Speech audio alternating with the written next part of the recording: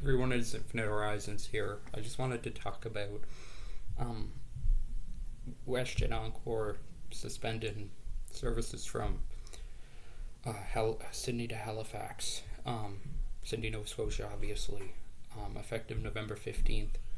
Um, they're also pulling out of other airports in Atlantic Canada. I have a press release here. I'm going to read a bit about it. Um, So the routes that are going to be suspended are Fredericton, Toronto, Sydney to Halifax, as mentioned, Charlottetown to Toronto, Quebec City to Toronto, and yeah.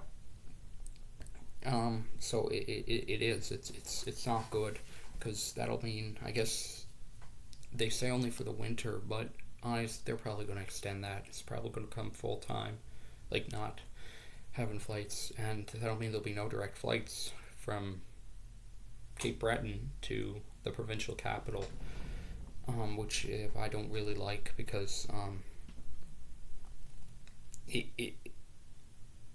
there's quite a few reasons. Number one, it's ineffective for if you're connecting through Halifax. Like, let's say you want to go, I don't know, Paris, Halifax, Sydney.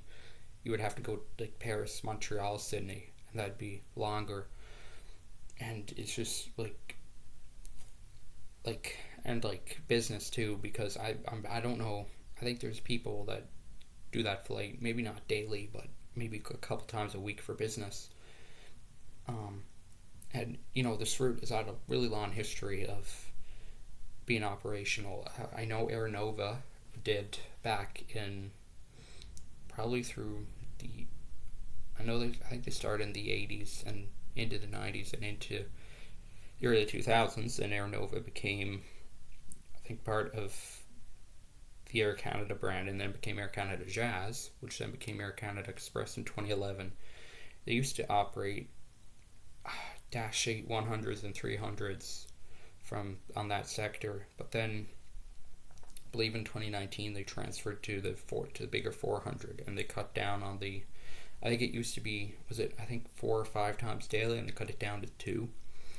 And then what happened was Air Canada, I believe January 2021, they pulled out. They said full time, but then I believe they came back in the summer of 2021, and they pulled out again in January 2022. So Air Canada hasn't been, or I should say Air Canada Express hasn't been operating that route since January of this year, 2022. And WestJet, I believe, started flying that route, I'm going to say 2015 with WestJet Encore, their Dash 8 400. And yeah, and then I believe it's 7 times weekly, 6 times, it operates 6 days of the week, and it's once a day. It, and it'll just mean that, if you want to go to Newfoundland and you're in Cape Breton, you're going to have to go to Montreal and then fly to St. John's. Then another reason is, driving is a lot more dangerous than flying, and especially flying commercially. And that might lead to more accidents. And it's really, I think it's really the thing is they're moving out west more. They're really becoming WestJet now, but they're saying they're going to add some summer destinations from Atlantic and Eastern Canada. So I wouldn't be surprised if there's going to be more flights added down to Florida or the Caribbean, or I don't even know, from Halifax, and maybe even where I live, St. John's. So I just think it's just, you could say it's good, but, and there's just a bunch of European, we used to have flights from St. John's to Europe, Heathrow, that Air Canada, they did it. It was seasonally, and then it became, I think, year-round in 2014 or something, and they used, up until May 2018, they used the A319, modified A319. Forget the registrations, but there were only 2 A319s that were in the Air Canada fleet that could do that, route because of the ETOP certification and all that. And then WestJet, then they switched over to the 737 MAX in May 2018. And then after the two fatal crashes of the 737 MAX, they had to, when they were all grounded, they pulled out of the Heathrow route from St. John's in, I think it was like March 12th, 2019. So it's been well over 3 years since we've had a transatlantic flight out of St. John's, or scheduled, I should say. We get plenty of diversions, but there's also WestJet. They started flying to Dublin, I believe 2014, and I think that ended in, was it maybe 2019? And they also flew to Gatwick, London, and that one also ended, and that was a real blow because a lot of Newfoundlanders have connections to Ireland, like just family history. So that was a lot of Newfoundlanders would take that flight over to go back to their family roots. And even England, there's quite a lot of English ancestry here too. So, going over to London, either Gatwick or Heathrow. And,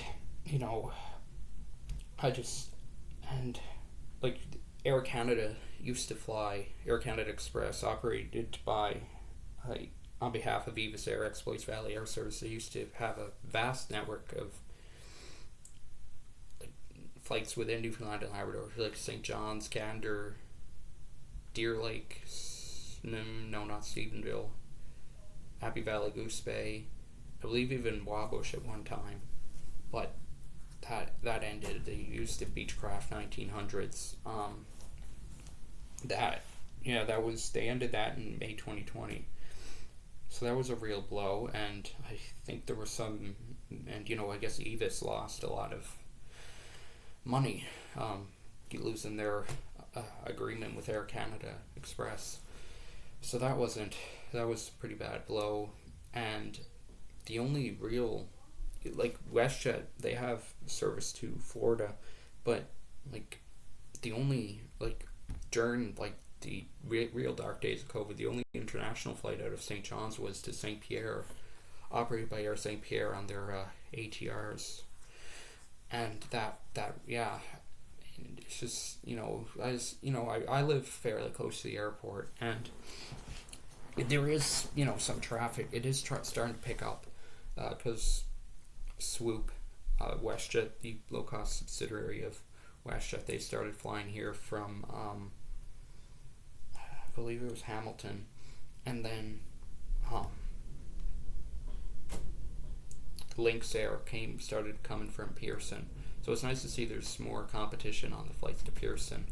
Because now you have Air Canada, WestJet, and Lynx, and there's rumors that Porter might start once they get their, their new Embraer planes. There's rumors that they're going to start flights from Pearson. Well, they are, but there's rumors they might start flights from Pearson to St. John's too, in addition to their seasonal service. Is it still seasonal? I'm not sure. To Halifax, and then continuing on to the city airport. And so that's good. But then coming back to Newfoundland, PAL Airlines, formerly Provincial for many years, they have a monopoly on like internal flights within Newfoundland and Labrador. They're the only airline that I believe flies from St. John's to Gander and Deer Lake and Labrador City, Wabush and Goose Bay.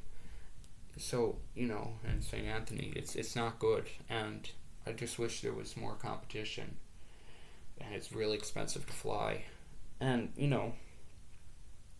it's pretty sad, losing direct flights. It seems like airlines just don't really care about Atlantic Canada, or I should say Eastern Canada.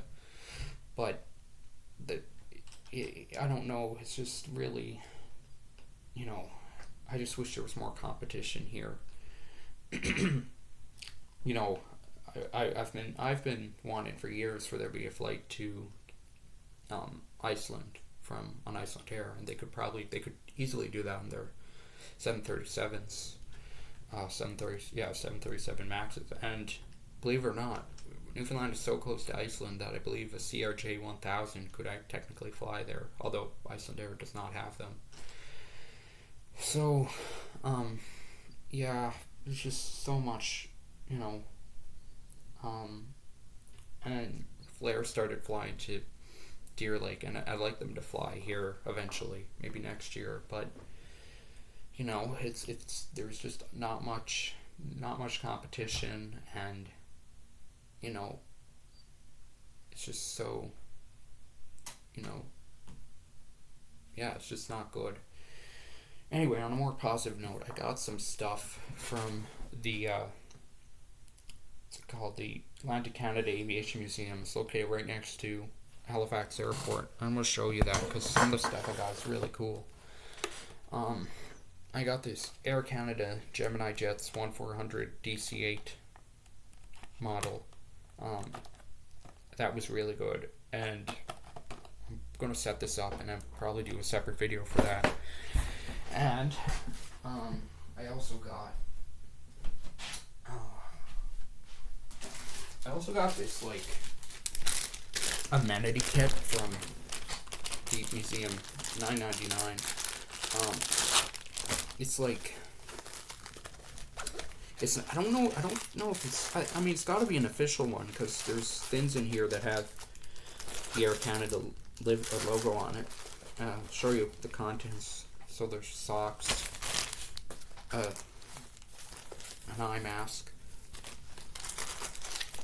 like cleansing cloth, and like I don't know, like lip balm or something. And there's this, and there's earbuds, which is pretty cool. So this is probably what they would get on first class. And then there's a dental kit, there's toothpaste, toothbrush, and some flossers. Then there's like, I don't even know what this is. It's like, I'm never going to eat this because I want to keep it because look, it has the Air Canada logo on it. So that's pretty cool. So I'm wondering how they even got their hands on this because I don't think airlines willingly send out their amenity kits to third parties. So yeah, I'm gonna pop this back in, and then there's like the Air Canada, like I don't know, nameplate I guess, and then I'll show you the highlight of what I got. I got a few brochures, but I don't have them on me right now, unfortunately.